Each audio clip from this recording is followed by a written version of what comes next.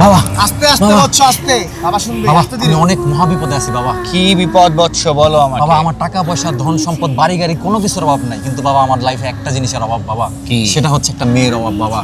তোর গার্লফ্রেন্ড হয় না, তোর দিকে কেউ তাকায় না। তুই ঠিক জায়গায় এসেছিস, ইউনিক 10 এর সানগ্লাস বাবার কাছে এসেছিস। এখন তো সব মুশকিল আসান হয়ে যাবে। জি বাবা। এই নে ইউনিক 10 এর সানগ্লাস, তোর এখন সব মুশকিল আসান হয়ে যাবে। এই নে বৎস।